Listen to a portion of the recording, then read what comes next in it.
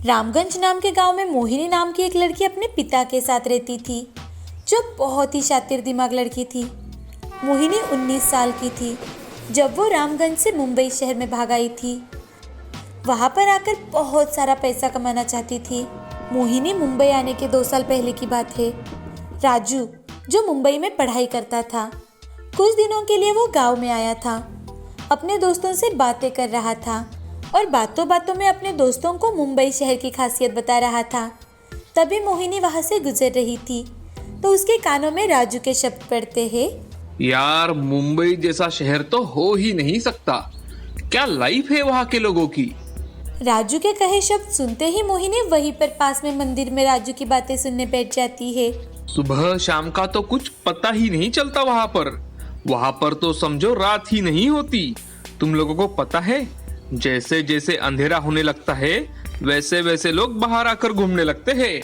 मस्ती पार्टी माला माल लोग है यार वहाँ। क्या सच में?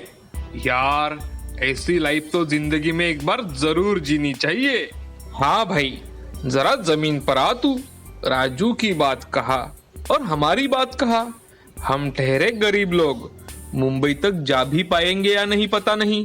और बातें करता है कहीं जाने के लिए पैसे लगते हैं, पैसे समझे बेटा। अब बातें कर सारे दोस्त अपने अपने घर चले जाते हैं। तभी मोहिनी मन ही मन सोचने लगती है कि अब तो मुझे मुंबई शहर में जाना ही होगा। कब से सोच रही थी मैं कि कुछ अलग करूं। बहुत बोर हो चुका है यहाँ पर। अरे गांव में रहना मतलब ये मत करो, वो मत करो, ऐसे मत चलो, वैसे मत चलो, ये क्या बोलेगा, वो क्या बोलेगा। इससे अच्छा तो मैं अपने माँ पिताजी को छोड़कर भाग जाऊँ मुंबई शहर।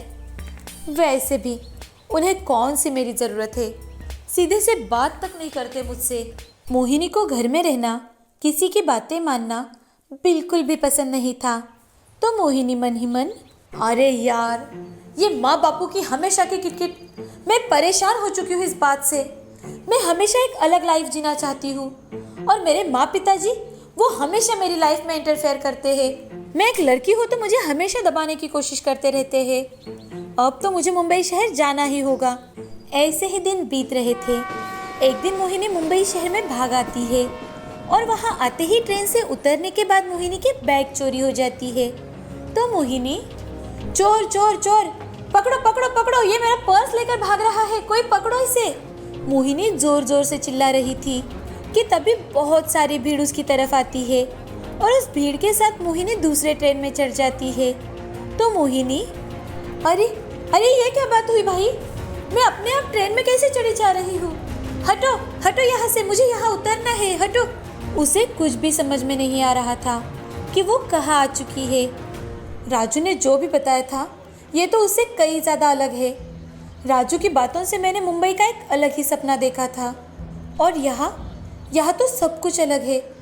यहाँ रहना मतलब मेहनत करना, हिम्मत जुटाकर काम करना और जो मिले बिना शर्माए काम करना। मोहिनी को समझ में आ चुका था कि यहाँ पर अच्छे लोगों के साथ साथ बुरे लोग भी हैं। मेहनत के साथ 2 वक्त की रोटी के लिए इस भीड़ में चोरी करने वाले भी कई सारे लोग हैं।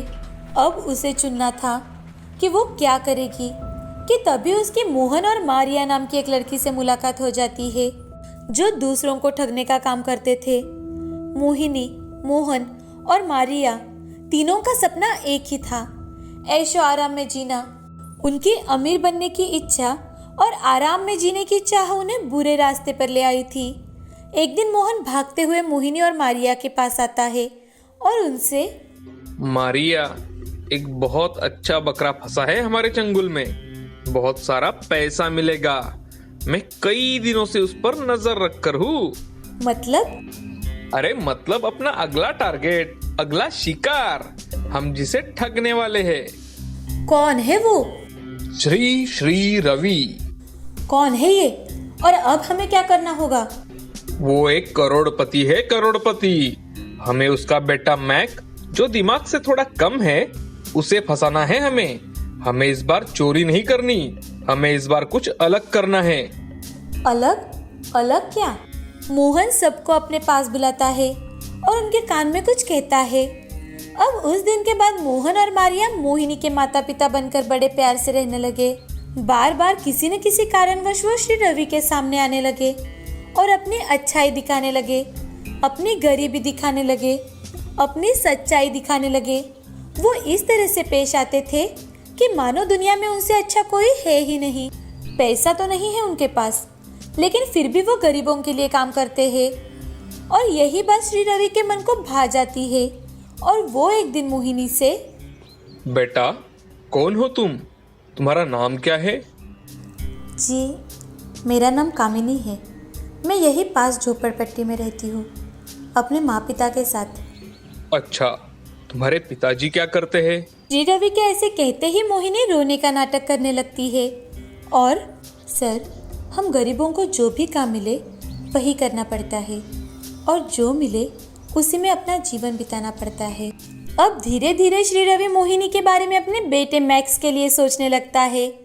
वो मन ही मन, अरे ये लड़की तो सुंदर है, साथ ही सच्चे मन की भी। गरीब है तो क्या हुआ, कम से कम मैक का संसार तो बस जाएगा। वैसे भी मैक से कोई शादी नहीं करना चाहता। अब एक दिन श्री रवि मोहिनी के घर जाते हैं।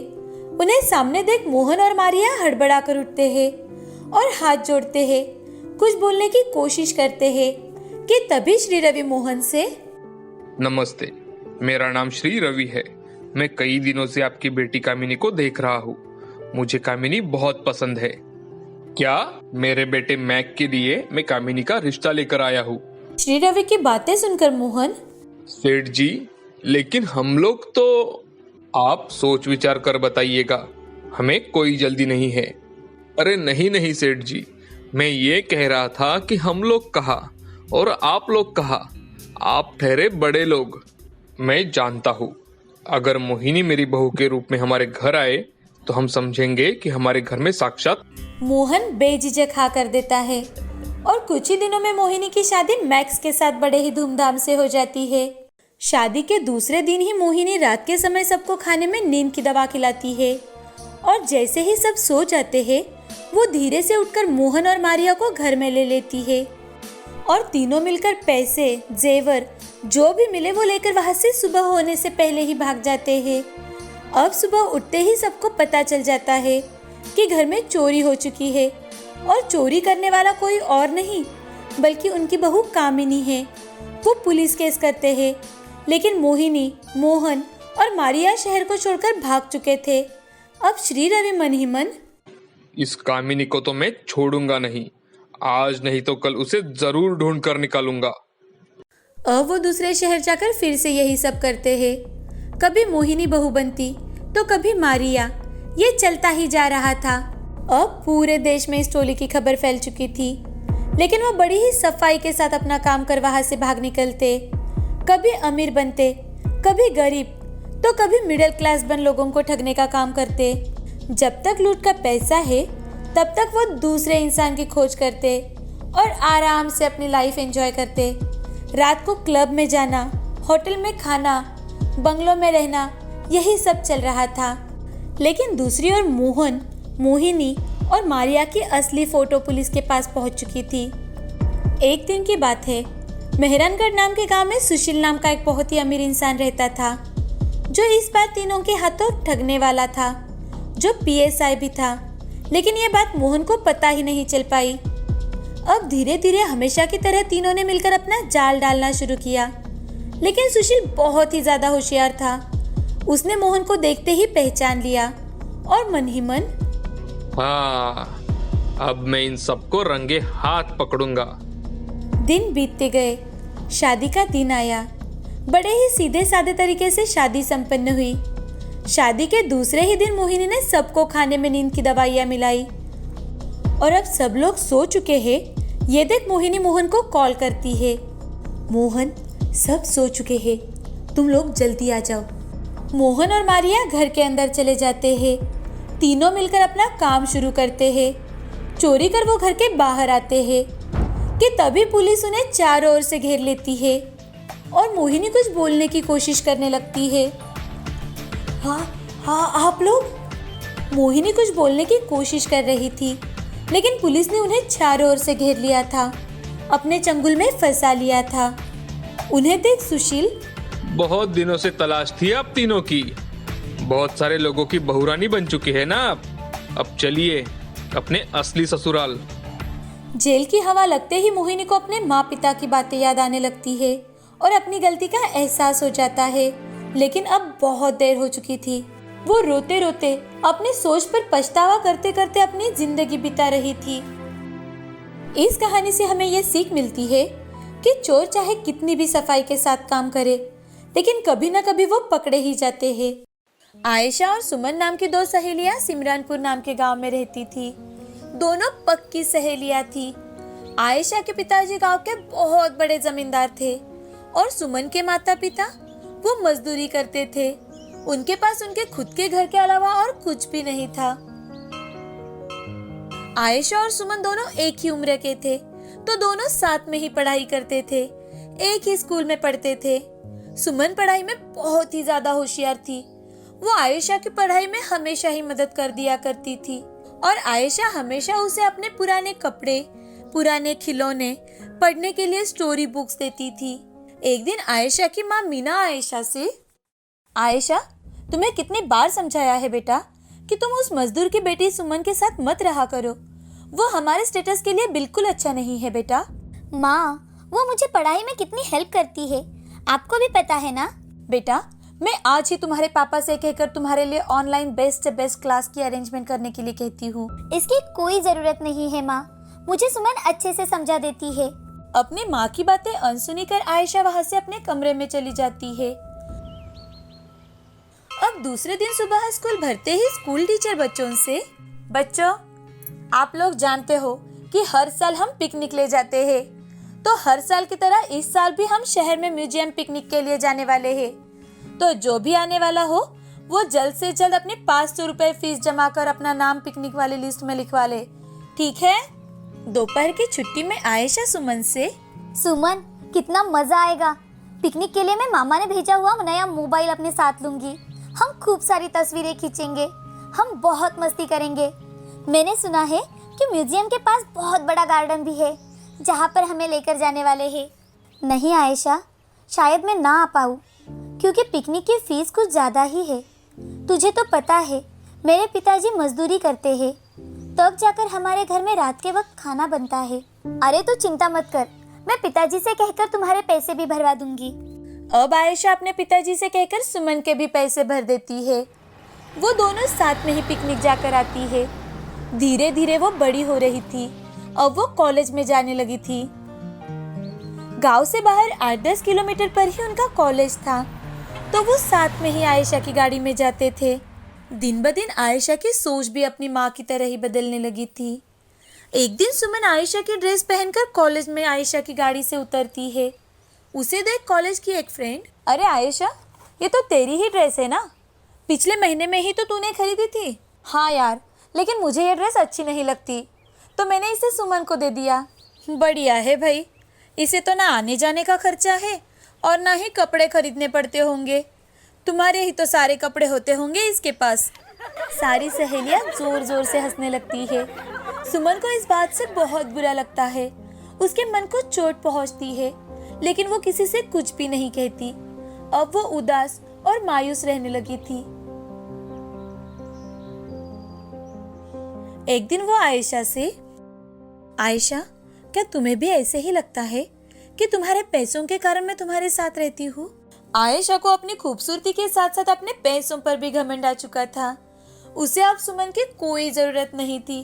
उसे कोई फर्क नहीं पड़ता था कि सुमन का मन दुखे या ना।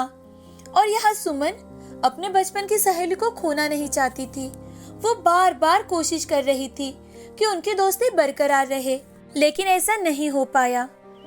अब कुछ दिन बीत जाने के बाद सुमन के माता पिता ने सुमन के एक बैंक में चपरासी मोहन के साथ शादी तय कर दी।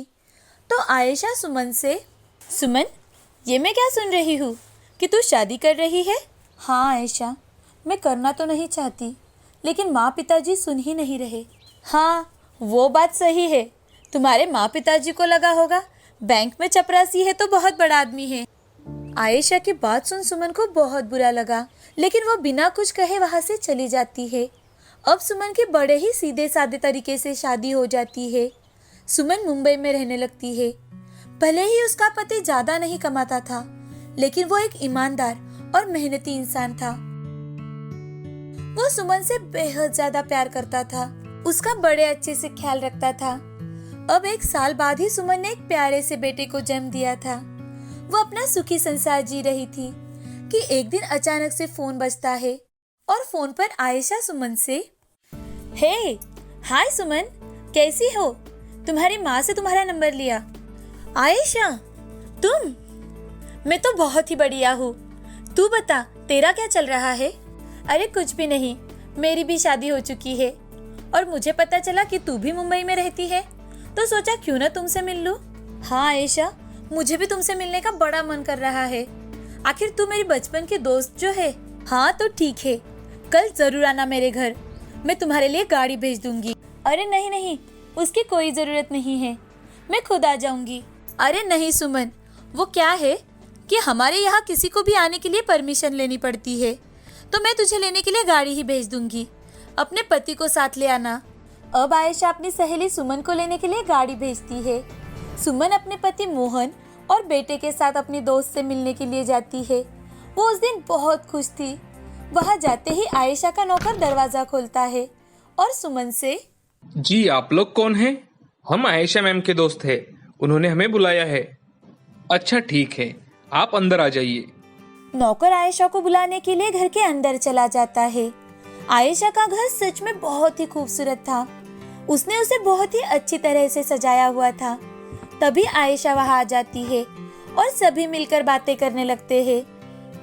तभी आयशा अपने पैसों का घमंड दिखाते हुए, अरे वाह रामू, आज तो तुमने बहुत ही बढ़िया नाश्ता बनाया है। ये लो, ये तुम्हारी बख्शिश। वो झट से 1000 रुपए निकाल कर अपने नौकर को दे देती है। तभी आयशा का पति सुरेश वहां आ जाता है।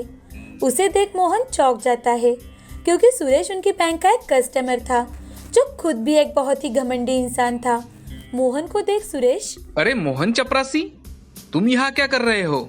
सुरेश, ये सुमन है जिसके बारे में मैंने आपसे कहा था। कहीं ये वो तो नहीं जो तुम्हारे कपड़े, तुम्हारे बुक्स सब उस पर जीती है? सुरेश के ऐसे कहते ही सुमन के साथ साथ मोहन को भी बहुत बुरा लगता है। सुरेश के वहां से जाते ही सुमन आयशा से, आयशा, क्या तुमने हमें यहाँ बेइज्जत करने के लिए बुलाया था? अरे नहीं नहीं, वो क्या है ना कि मेरी कई सारी साड़ियाँ हैं जो मैंने एक बार पहनकर अब उन्हें पहनने का मन ही नहीं होता। और रेशमा ने बताया कि तुम यही रहती हो और तुम्हारे पति एक चपरासी है, तो मैंने सोचा चलो अब भी तुम्हारी कुछ मदद की जाए। अच्छा सोचा आयशा, लेकिन एक बात याद रखना कि हम गरीब हैं, भिखारी नहीं। सुमन मोहन और अपने बेटे के साथ वहां से चली जाती है। घर जाकर वो बहुत रोती है। मोहन के समझाने पर वो शांत हो जाती है, लेकिन अब उसने मन ही मन सोच लिया था कि चाहे जो भी हो, वो अपनी आगे की पढ़ाई पूरी कर अपनी लाइफ पूरी तरह से बदल देगी। वो अपने पति से, मोहन जी, मैं चाहती थी कि क्यों ना मैं अपने आगे की पढ़ाई शुरू कर दूं। हाँ सुमन, जरूर, तुम हमेशा अव्वल आई हो, तुम अपना सपना जरूर पूरा करोगी। और हाँ, एक खुशखबरी मैं भी देना चाहता था आज तुम्हें, लेकिन सोचा आज कई सालों बाद तुम्हारी सहेली मिलने आई है तो कल दूंगा। लेकिन जाने दो, मेरी बात सुनो। मैं बैंक के एग्जाम में पास हो गया हूँ और आज से मैं चपरासी नहीं बल्कि मैनेजर की हैसियत से काम करूंगा। मोहन मैनेजर बन चुका है। ये सुनते ही सुमन अपने सहेली की सारी बातें भूल जाती है और अपने पति के खुशी में शामिल हो जाती है। और दूसरे ही दिन से सुमन अपने आगे की पढ़ाई शुरू कर देती है। यहाँ मोहन ऑफिस में जाते ही सभी रिस्पेक्ट से उसकी ओर देखकर तालियां बजाने लगते हैं। उस दिन सुरेश बैंक में आता है और अपनी अकड़ दिखाने लगता है। मैनेजर कहाँ है यहाँ के? मैं अभी मैनेजर से मिलना चाहता हूँ। ये कैसे कैसे लोग भरे रखे हैं यहाँ, जरा भी तमीज नहीं है इन्हें। Mohan, what is this? यहाँ के मैनेजर ने तुम्हें पहले ही कहा था कि तुम ही मेरे सारे काम करोगे। आज ये किसको भेजा है तुमने? कहाँ है यहाँ के मैनेजर? देखिए सुरेश जी, शोर मचाना बंद कर दीजिए। यहाँ का मैनेजर मैं ही हूँ। ये सुनते ही सुरेश चौंक जाता है और चुपचाप अपना काम खत्म कर वहां से चले जाते हैं। दिन बीत रहे थे। सुमन अपनी पढ़ाई मन लगाकर कर रही थी, तो वो भी एक अफसर बन जाती है। यह दूसरी ओर आयशा अपनी मस्ती में बेहद धुन थी, लेकिन एक दिन अचानक से कंपनी को लॉस होने के कारण कंपनी बंद हो जाती है। वो पूरी तरह से कर्जे में डूब चुके थे। उनके पास 2 वक्त के खाने के लिए भी कुछ भी पैसे नहीं बचे थे और आयशा के पिताजी ने भी उन्हें मदद करने से बिल्कुल इनकार कर दिया था। और ये सारी बातें सुमन के पति को बैंक से पता चलती है, तो वो अपने एक दोस्त के जरिए उनकी मदद करते हैं। सुरेश को एक जगह काम भी दिलवाते हैं। जब ये सारी बातें आयशा को पता चलती है तो उसका घमंड पूरी तरह से चूर चूर हो चुका था। उसे समझ में आ चुका था कि लाचारी, बेबसी, गरीबी, आखिर भूख होती क्या है। अब उसे अपने आप पर शर्म आने लगी। अब एक दिन आयशा सुमन से मिलने आती है तो सुमन का बड़ा घर, नौकर चाकर देख उसे और भी ज्यादा शर्मिंदगी महसूस होने लगती है। तभी सुमन, आओ आयशा, कैसे आना हुआ? सुमन मुझे माफ कर दो सुमन, मैंने तुम्हें क्या क्या नहीं कहा, तुमसे बदतमीजी से बात की, फिर भी तुम ही मेरे काम आई, मुझे माफ कर दो सुमन। कोई बात नहीं आयशा, देर से ही भले, तुम्हें समझ तो आई, ये बहुत है मेरे लिए। अब आगे से याद रखना, कितना भी पैसा आए लेकिन उस पर घमंड कभी मत करना। पैसा आज है, कल नहीं। किस्मत कभी भी एक जैसी नहीं रहती, आज नहीं तो कल पलट ही जाती है। हाँ सुमन, जिंदगी ने मुझे बहुत बड़ा सबक सिखाया है। अब आगे से ऐसा कभी भी नहीं होगा। अब सभी अच्छे से खुशी खुशी रहने लगे।